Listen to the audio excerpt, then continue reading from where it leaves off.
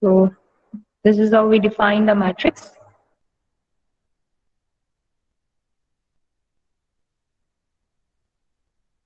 It's simply a rectangular arrangement of numbers into rows and columns. And you read it as an m by n matrix if it has m rows and n columns. Then I is the row index, j is the column index. Numbers in the matrix are called as matrix entries. And any ijth entry is denoted by aij.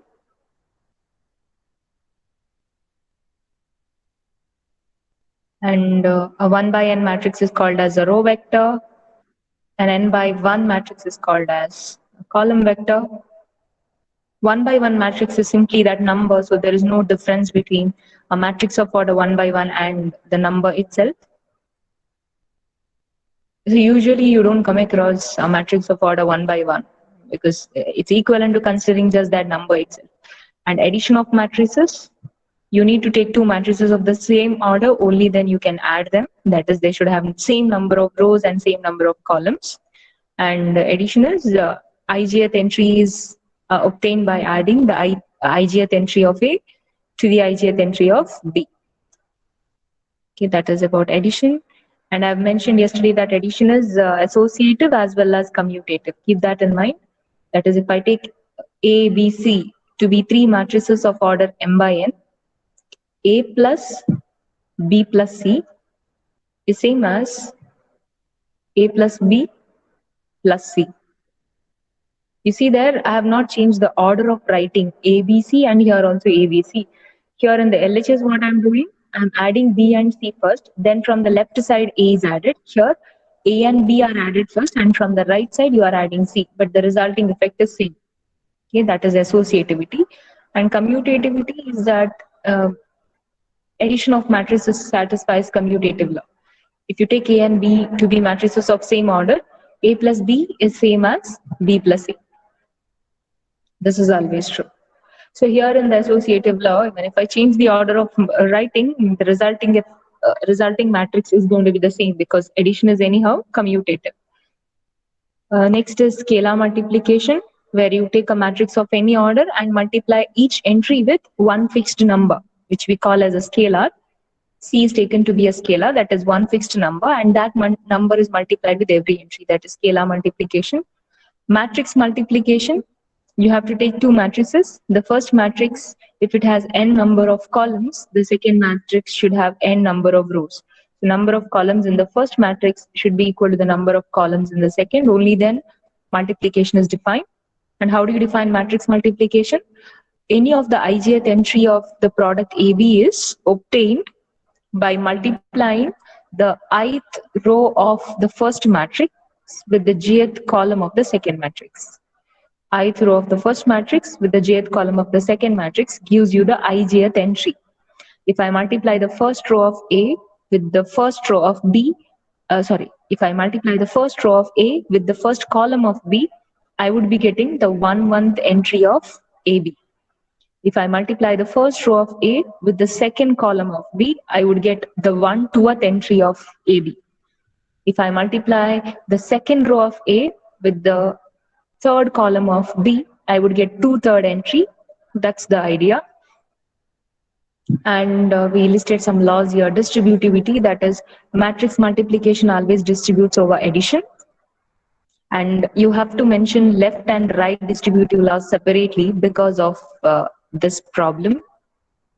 Okay, the problem is matrix multiplication is not commutative in general. You can try getting an example of, say, you try finding two matrices where you get AB is not same as BA. Sometimes what happens is AB is defined, but BA is not even defined. Suppose I take A to be of order 3 by 4 and B to be a matrix of order, say, 4 by 1. Then you can define the product AB, but B into A is not even defined. Why is it? Why is B into A not defined? Anyone?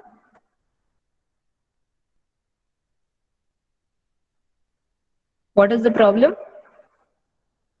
Is the product Number of B? columns in B will not be equal to Yes, number of rows in A. correct. The first or what is it? The basic idea for matrix multiplication is that the number of columns in the first matrix should be same as number of rows in the second. Here in B, number of columns is there is only one column there, 4 by 1 it is, and in A there are 3 rows. There are 3 rows. It's a 3 by 4 matrix. Since number of columns of B is not same as number of rows in A, this is not defined. Okay, so there is no point in speaking about B into A. And in some cases, B into A may be defined, like if I take A to be of order 3 by 4 and B to be of order 4 by 3. Okay, I'll take B to be of order 4 by 3. Then A into B is defined as well as B into A is also defined. But again, you see that A into B is of order 3 by 3 and B into A will be of order 4 by 4. When the orders are different, the matrices can never be the same. And even if you take two square matrices, that is, if I take A to be of order 2 by 2, B also to be of order 2 by 2, A into B as well as B into A, both will be of order 2 by 2 itself. Okay, but even then, you can find out matrices where A into B will not be same as B into A. It's possible. You can find many such examples where order of A into B as well as B into A comes out to be the same, but still AB and BA may not have all entries equal. You know that two matrices can be equal only when all the entries are same. So we can get many such counter examples to say that commutative law fails for matrix multiplication. And because of that fact, in distributive law, left distributivity and right distributivity is written separately. And when you speak about distributive law, we should be careful with the orders. Here there is addition coming in, so B and C should be of the same order.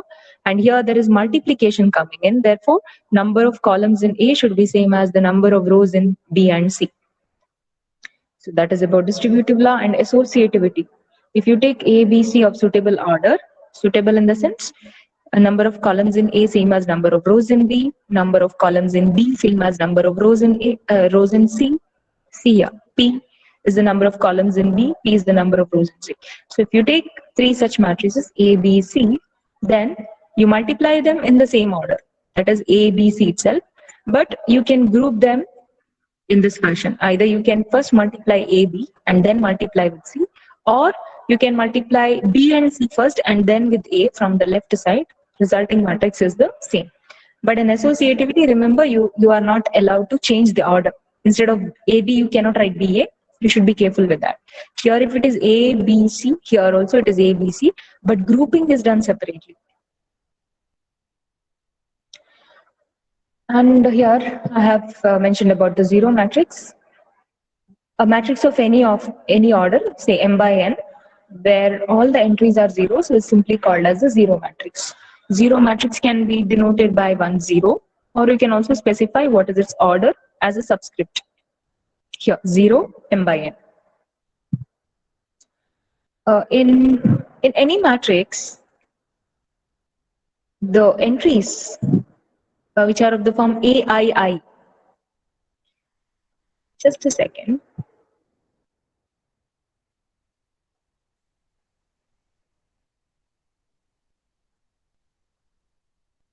I need some extra slides.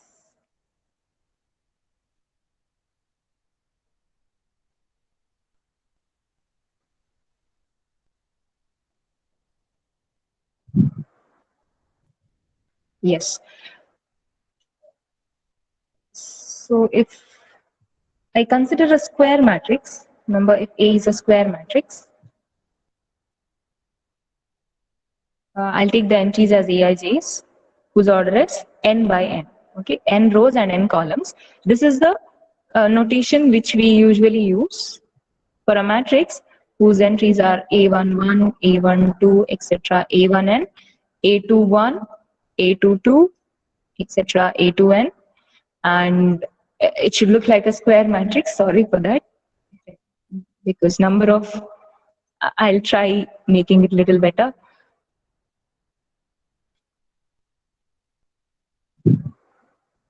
Hope it almost looks like a square matrix.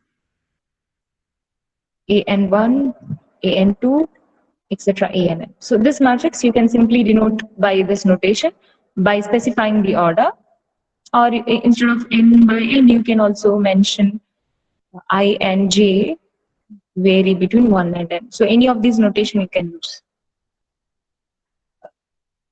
I have told you if a matrix has m rows and n columns, you call it as an m by n matrix, m by n matrix. When it is a square matrix, you can also say that A is a matrix of order n. Matrix of order, either you can say it's a matrix of order n by n of order, or you can simply say that A is of order n. If you just say it's a matrix of order n, it's understood that it has n rows and n columns. So if I say that A is a matrix of order 3, it's understood that A is a matrix. It has some entries. Entries I don't know, but what I know is it has 3 rows and 3 columns. So instead of saying it's a matrix of order n by n, you can also say that it's a matrix of order n if it is a square matrix. Some terminologies I'm speaking about. And what are the diagonal entries? Okay, diagonal entries. If I take A to be a square matrix as before with entries aij's, where I and j vary from 1 to n. Okay, where I and j are varying from 1 to n, that is, it's a square matrix with n rows and n columns.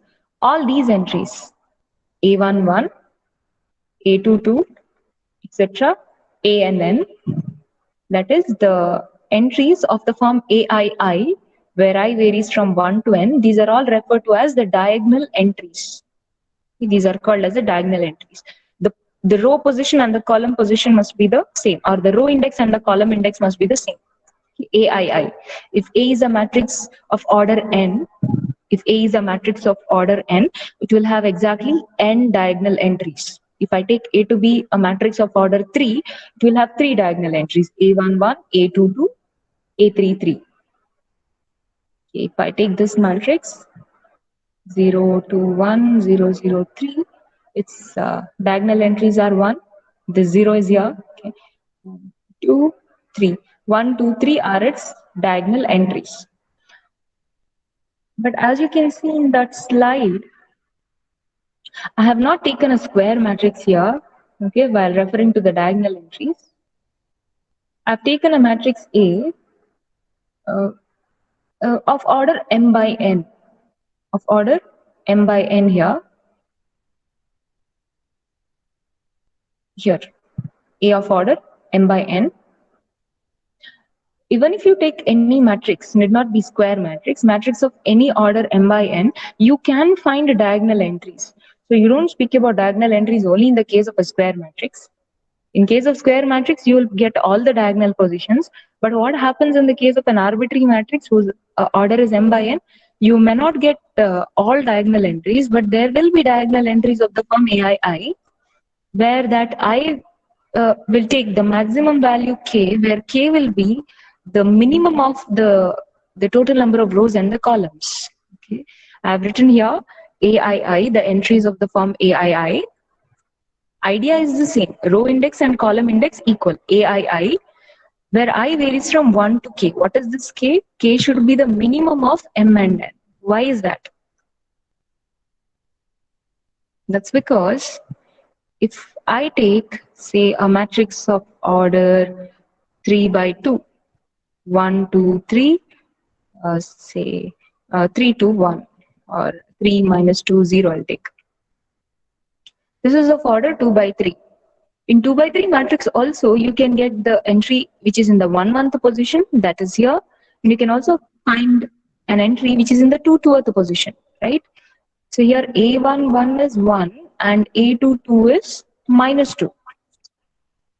That says diagonal entries are present, but you don't have all diagonal entries. There is no A33, right? In this matrix, there is no A33. Why is that? Because there is no third row present. There is only third column. So how many diagonal entries you can have? That diagonal number of diagonal entries is minimum of these two values. If there are 2 rows and 3 columns, you can have only 2 diagonal entries in a arbitrary matrix I'm speaking about. If I take, say, 10 by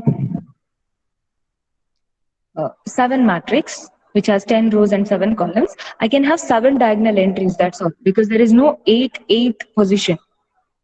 Correct? You can have A11, A22 up to A77. Since the number of columns is 7 here, I cannot have the 8th column there. So in this matrix, which is of order 10 by 7, you can have only 7 diagonal entries. So to speak about a diagonal entry, it's not necessary that the matrix should be square. That's why I've written it here, that in any matrix of order m by n, the entries of the form aii, where I varies from 1 up to k, where k is the minimum of these two values, are called as the diagonal entries. Now, when do we call a matrix as a diagonal matrix? Okay. When you say that a matrix is diagonal. Here also it is not necessary it should be a square matrix.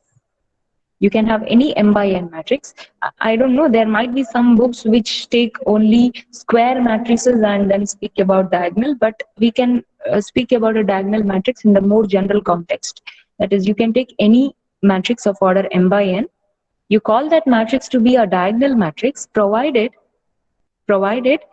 all off diagonal entries or the non-diagonal entries are zeros.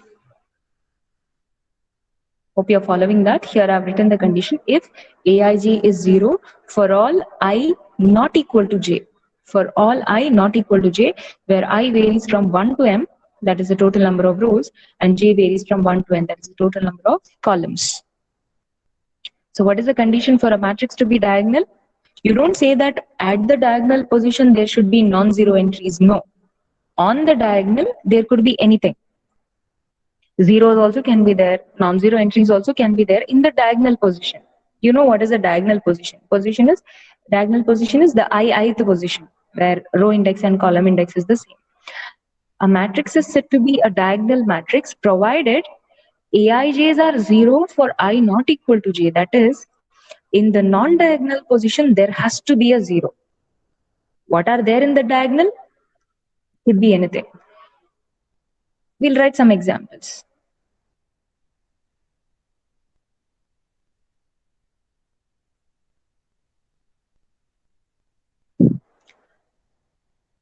I will take a matrix of order, say, 3 by 2, where I should see that in the diagonal there could be anything. How many diagonal positions I'll get? I'll get only 2 diagonal positions because there are 3 rows. 2 diagonal positions. I'll mark it here. So these 2 stars could be anything. It can be 0 or any other non-zero entry. But for a matrix to be a diagonal matrix, if I want to call it as a diagonal matrix, what should happen? In the off diagonal, you call it as off diagonal position or non-diagonal position. Non-diagonal. That is in the positions where I is not equal to j. There should be zeros.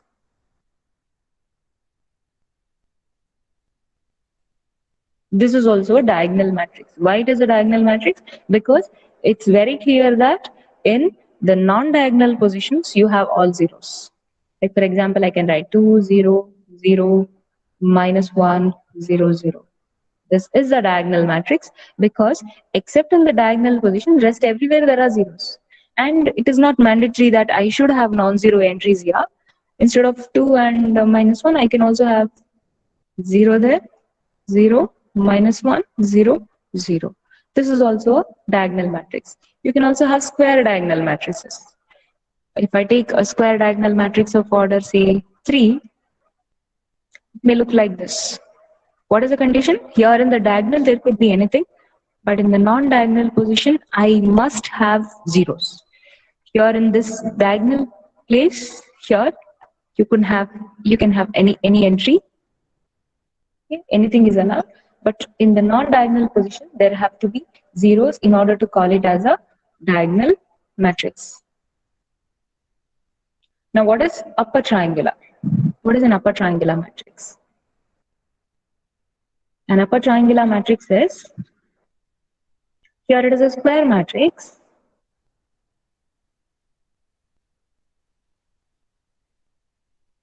A square matrix. Upper triangular is a square matrix. To be diagonal, it could be of any order, but upper triangular and lower triangular are square matrices. Can somebody give me the rough picture of upper triangular matrix? How does a matrix look like? Then we will try writing down the condition in terms of Aij. Okay. In diagonal matrix, the condition is that Aij is 0 for I not equal to j. That comes in the definition. But the idea is that in the off diagonal position, there should be zeros. Or if I want to write it precisely in terms of the entries, for a matrix to be diagonal matrix, Aij is 0 for all I not equal to j. A similar condition we'll try to bring in here for upper triangular, but roughly I want to get the idea how an upper triangular matrix looks like. Anyone? Here, yeah, A21, A31 and A32 are 0. Can you repeat, Ariba? Ma'am, A21 Okay. and A31, A31. A31 and A32 are 0. Right, ma'am. Okay. Okay. We'll And just all, see that. yeah. And then And all the you other can two, continue. yeah. Then There we have could the be- there numbers, could be ma'am. any- Anything, Yeah, yeah. there could be any 0 or any other. So I'll mark them Yeah. as stars. Okay. Okay. We'll check that. So this is what she said. She's telling A21, that is here, this should be 0. A31, this entry, and A32, this entry. These three must be zeros. What she said is right. And on the diagonal and above the diagonal, there could be anything. This is precisely the definition of an upper triangular matrix. On the diagonal and above the diagonal, there could be any entries. There could be zeros also, remember. It's not necessary all those which I have marked as star there should be non-zero. Not at all necessary. But the entries which she mentioned, A21, A31 and A32 must be zeros. Can we write it as one single condition in terms of AIJs generally? Because what she said, this is true. If I should not have written n by n there. Sorry, it is not n by n. What is it? The order is 3 by 3. This is 3 by 3 matrix. So what she said is correct for a 3 by 3 matrix. What if I take a 4 by 4 matrix? Again, I should get many other positions. There will be A41 which should be 0.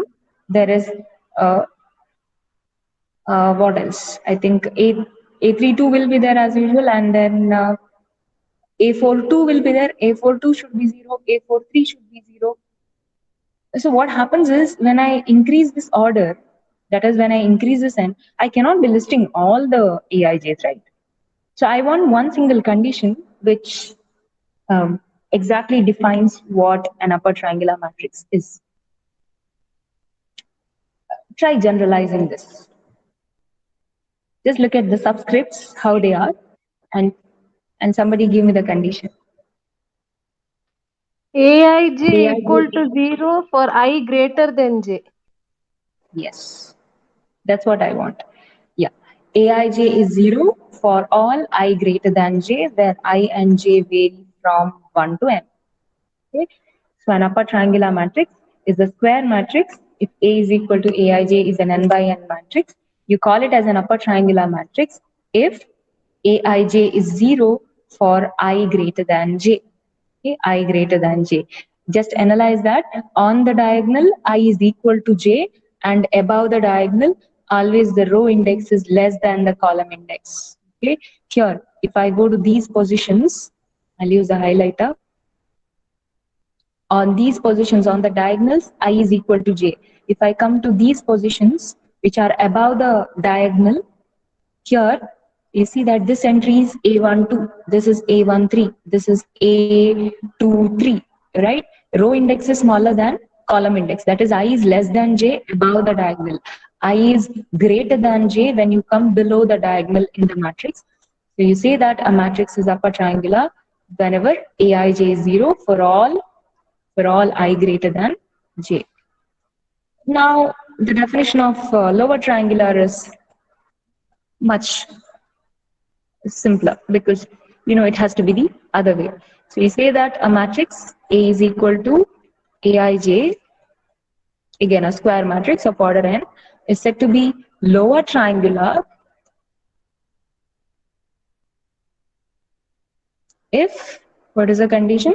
Aij is 0 for all I less than j, where I and j vary between 1 and n. For all I less than j. That is, a lower triangular matrix looks like, since there could be arbitrary entries, I'll mark the entries as stars. So here also you can have anything, but above the diagonal, all zeros. So I'll write one big zero. It says that all the entries above the diagonal are zeros. Here also, this is a 3 by 3 case. A general case could be where I'll write a matrix of order n by n, all entries marked as stars here, and then there is one big zero. This big zero says that all the entries below the diagonal are zero. So this is the condition for a matrix to be upper triangular, and the condition for a matrix to be lower triangular is that Aij is 0 for I less than j. So please don't try to remember the conditions because you may go wrong in writing I greater than j or I less than j. What you do is you try to bring the picture of the matrix in front of you and then try finding them out below the diagonal whether I is greater than j or less than j, and above the diagonal whether I is greater than j or less than j. Just analyze that, maybe just by taking the case of a 3 by 3 matrix or something, and then only write this condition. Otherwise, you may interchange the definitions. Instead of writing I greater than j here, if you write I less than j, the entire definition goes wrong. So upper triangular, here is the definition, an n by n matrix. I'll go back. Did we miss out anything? Diagonal matrix I have defined. Identities definition I think I didn't discuss. A square n by n matrix. It's a square matrix, so number of rows and number of columns is same. I have written n by n matrix, or I could have written the square matrix of order n. That would be better. The square matrix of order n. What I had written earlier is not wrong. Okay, the square n by n matrix is also right. Why am I writing the? Here everywhere I had written an because that's a more general definition. But now what I'm writing here is one single matrix.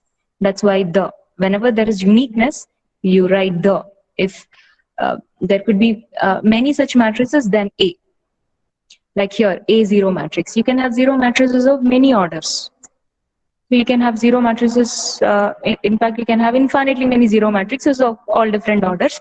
But the identity matrix of order n is unique. For a given n, there is only one identity matrix. So the square matrix of order n, whose only non-zero entries are 1 in each of the diagonal position. In each of the diagonal position, there is 1. Remember, it is a square matrix. Diagonal position, 1. And I've mentioned it is, just a second, only non-zero entries. So this is written here, whose only non-zero entries are 1 at each of the diagonals. So it's understood that in all other positions, there are zeros. I hope this statement is clear. The square matrix of order n, whose only non-zero entries.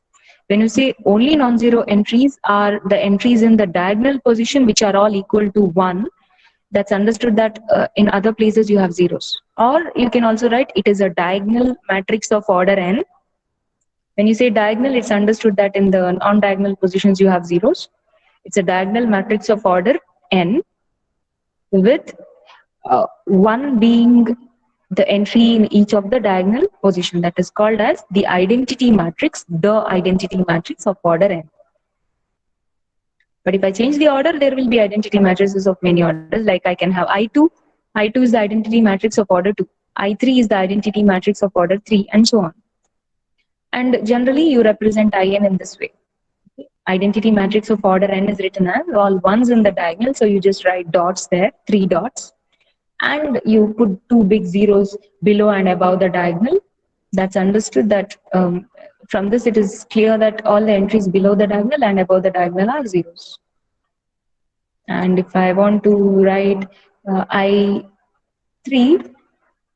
is, I can write all the entries 1, 1, 1 and zeros everywhere. That is identity of order 3.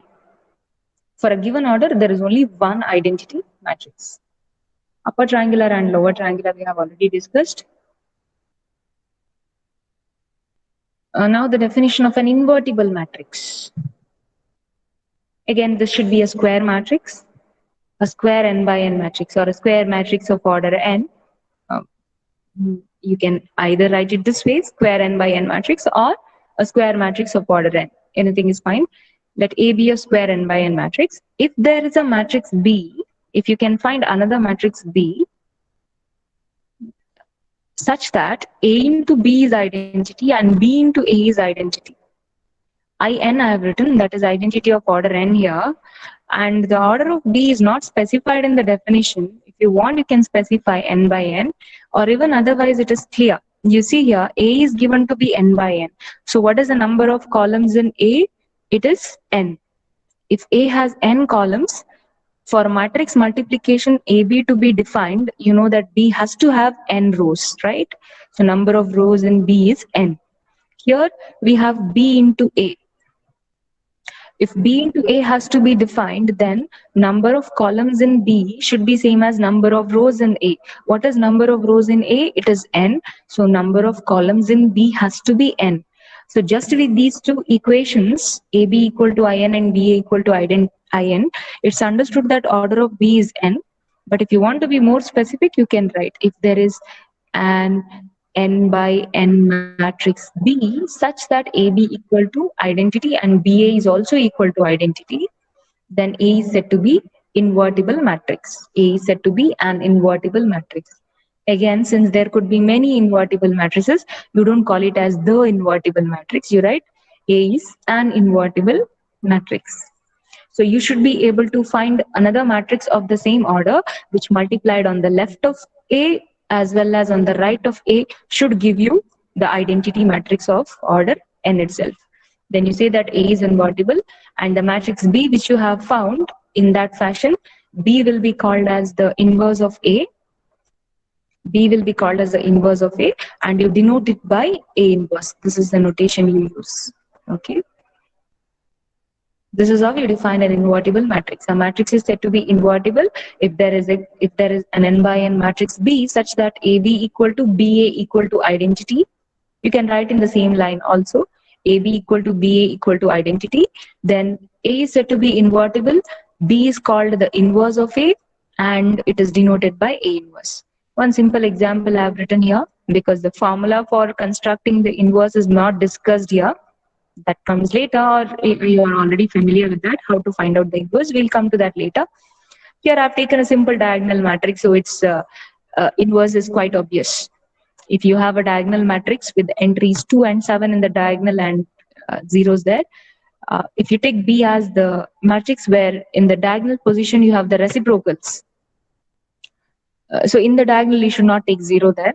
Okay, so you take 1 by 2 here and 1 by 7 there, and if you multiply A into B, you get I2, and if you multiply B with A also, you get I2.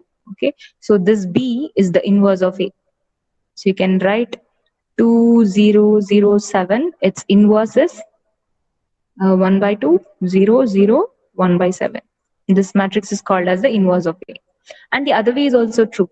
It is not only that B is the inverse of A is also acting as the inverse of B, because for B, A is the matrix which multiplied on the left as well as on the right is giving you identity. So it's both the ways. You can say that B is the inverse of A and also A is the inverse of B. Or in short, I can say that A inverse, its inverse is nothing but A itself. A inverse is B, inverse of B is A, and inverse of A is B, vice versa. That's about inverse. And there is a remark made here. It says that, just look at the definition. I have said here, if there exists a matrix B satisfying this condition, both the conditions, AB equal to In and BA equal to In, then you call B as the inverse of A. Question is, can there be more matrices satisfying this condition? Okay, for a given matrix, if there is a matrix B satisfying these two conditions, you call it as the inverse of A. Question is, once you have found one matrix B, can there be another matrix B dash which also satisfies both the conditions? No. Okay, that's the next remark. It says that if inverse exists for a given matrix A, say of order n, then it is always unique. And uniqueness you can easily verify. How do you verify usually the uniqueness? If possible, suppose there are two matrices B and B dash such that AB equal to BA equal to identity and A into B dash equal to B dash into A is also identity. That is, B and B dash both are acting as the inverses of the same matrix A. I've written both the conditions here. Then we are proving the uniqueness. That is, my aim is to prove B and B dash are the same. So either start with B or B dash. I have started with B dash here. Okay, I've started with B dash, B dash. Then what you can do is you can write B dash into identity. This observation you can make easily. Okay, you take any matrix of order n, multiply it with the identity matrix of order n, either on the left or on the right. It gives back the same matrix. That is the speciality of identity.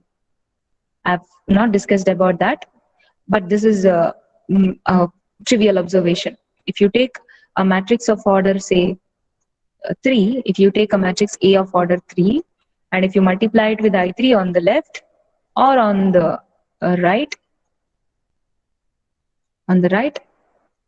identity of order 3, what you get back is A itself. That's why you call it as the identity matrix. Just like in groups, you have an identity element. This I3 is acting as an identity here, so you call it as identity matrix. So I have started with B dash. I wrote B dash as B dash into identity. Then you replace this identity with AB. Okay, AB is also identity here. Replace that IN with AB. Then you know matrix multiplication is associative. So you can group the first two matrices together here. It was AB. Now I'm combining A with B dash. And B dash into A is what? B dash into A is also identity. So I can replace B dash into A with IN.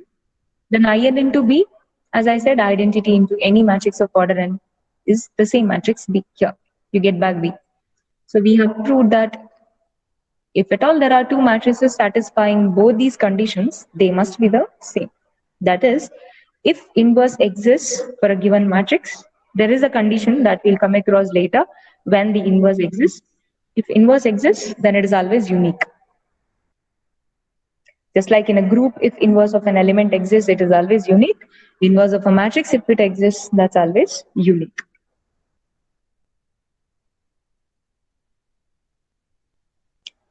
Then we will discuss one small result on invertible matrices.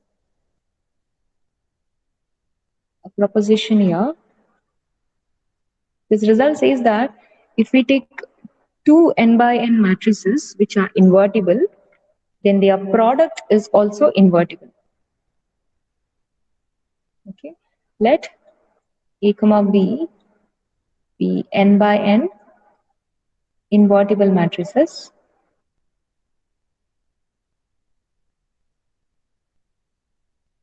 You take two matrices which are invertible, then their product, I'll write in words, then their product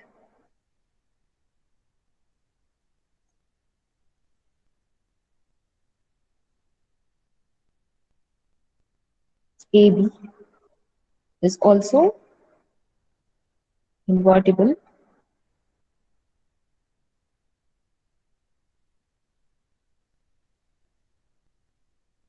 and the inverse of AB is nothing but B inverse into A inverse. So in fact, we are not proving here that AB is invertible, but we will justify that there is a matrix which multiply it on the left of A into B as well as on the right of A into B will give you identity. So this is that matrix. which will satisfy the required condition for AB to be invertible. I don't think that here A and B are inverses of each other. A and B are two different matrices which are given to be invertible. Okay. A small result this is, and then by induction we can give a more general form of the same. Here only two matrices are given, and under invertible matrices I have given you what is the notation for inverse of a matrix. Let A comma B be n by n. Whenever you start a statement with let, you have to continue with B. Don't write let A comma B is or are. Let A comma B be n by n invertible matrices. And we will use the notation for inverse.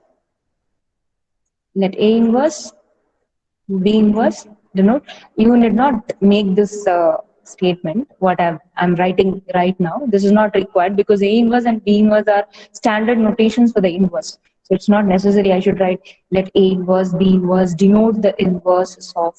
It's not required. Inverses of A comma B respectively. So the second statement, as I said, it is not required. It's understood A inverse denotes the inverse of A, B inverse denotes the inverse of B. So we have A into A inverse equal to A inverse into A is identity as per the definition. B into B inverse equal to B inverse into. So don't go with the definition now. There what I have done is I have called B to be the inverse of A. The definition says that if there is a matrix B such that A into B is B into A is equal to identity, then B is the inverse of A. That definition is done now. In this proposition, A and B are two different matrices and it's given that they are invertible. So their inverses should exist and their inverses I am denoting by A inverse and B inverse separately. Okay, there is no equality that A into B is identity. No, A and B are two separate entities. A into A inverse into A is identity, B into B inverse into B is identity. As I said, we are not exactly proving that AB is invertible. Instead, what we'll do is we'll make use of this matrix, which is already mentioned in the proposition. When can I say a matrix is invertible? I should find another matrix which multiplied with the given matrix from the left as well as from the right should give you identity. So we note that AB into, I'm going to multiply this product AB because that's my aim. I have to prove AB is invertible. So start with A into B, multiply this matrix with B inverse into A inverse. Remember B inverse exists, A inverse exists. The product is also defined because both are of order n. Consider this product, multiply A into B with B inverse A inverse. Now use the associative law. What I can do is, making use of associativity, I can combine B with this product, B into B inverse into A inverse, associativity. You can write if you want there. Using, I don't have a place, you can write there using associative law. And again, I'll be grouping B and B inverse together there into A inverse. Once again, I'm using associative law. And then, you know what is B into B inverse? It is identity already. So I'll get IN into A inverse. And identity into A inverse is A inverse itself. It gives back the same matrix. And A into A inverse is what? It is identity. So we justified that this matrix, okay, this matrix, when it is multiplied on the left of AB, is giving us identity. And you can do the same from the right also. If I take B inverse, A inverse, and if I multiply this on the left side of AB, again by making use of associative law twice, A inverse into AB, this is B inverse into A inverse A into B. Okay, I'm combining these two, and then B inverse into identity into B, and that is nothing but B inverse into B, which is identity. So the same matrix multiplied on the right, on the left is also giving you identity. Thus, AB into B inverse A inverse and B inverse A inverse into AB is identity. So we have found a matrix which multiplied on the right of AB and also which multiplied on the left of AB is giving to identity, which implies AB is invertible and AB inverse is B inverse into A inverse. Okay, so that completes this proposition. So we didn't prove there is a matrix. I didn't find out what is that inverse. Instead, I used a matrix which is acting as the inverse here. Okay, I knew this matrix. And I used it to multiply on the left as well as on the right, and I got identity. So I didn't, in fact, find out what is going to be the inverse, but we justified the inverse exists. And because the inverse exists, I can say that AB is invertible and AB inverses B inverse into A inverse. You can generalize this to n or m number of matrices also. You can try that.